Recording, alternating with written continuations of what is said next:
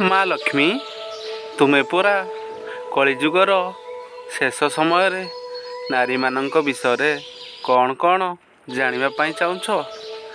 ଦେଖ, ମୁଁ ସେଇ ନାରୀମାନଙ୍କ ବିଷୟରେ କହିବାକୁ ଯାଉଛି ଯେଉଁ ନାରୀମାନେ ବହୁତ ବିତ୍ପାତ କରିବେ କଳିଯୁଗର ଶେଷ ସମୟରେ, ବିନାଶ କରିବେ ଏ ସଂସାରକୁ। ତାଙ୍କ ଭିତରୁ ଜଣେ ରୂପା ବୋଲି ନାରୀ, ତାର କାହାଣୀ ଆଜି ଶୁଣ। ବିଦିଶାପୁର ଗ୍ରାମର ରୂପା ନାମକ ଚାଲାକ ଲେଡିର ପ୍ରେମ କାହାଣୀ। My real husband, Suman. Come on, yaar.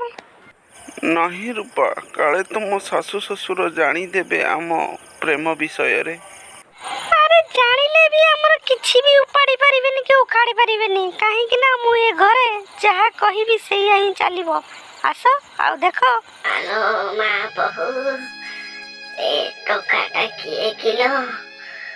କୁଆଡ଼େ ଯାଉଛୁ ଯେ ଦିନ ସାରା? ସନ୍ଧ୍ୟା ହେଲେ ପୁଣି ଫେରୁଛୁ। ପୁଅ ଫୋନ କରିଥିଲା।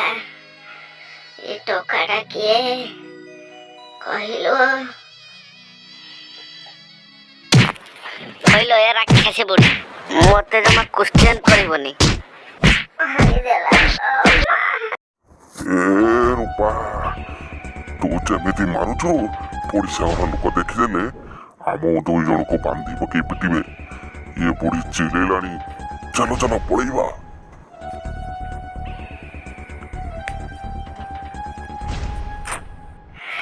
ହେଲୋ ବାପା, ଆରେ ଧନ, ତତେ କେତେ ଥର ବୁଝେଇଲି ବହୁକୁ ଟିକେ ତାଗିଦ କର, ହେଲେ ତୁ ବୁଝିଲୁ ନାହିଁ।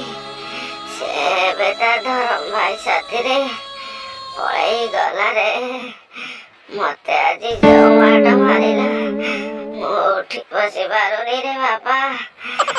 ଏଇ ଭାଗ୍ୟ ନେଇ ତୁ ବଞ୍ଚ ରେ ବାବା, ଆଉ କିଛି କରିପାରିବିନି ମୁଁ। ତୁ ଶୀଘ୍ର ବାହାର ପଳେଇଆ ରେ ବାବା। ଏଥର ବୁଝିପାରିଲୁ ମା, କଳିଯୁଗର ନାରୀମାନେ ବହୁତ ଭୟଙ୍କର ରୂପ ଧାରଣ କରିବେ।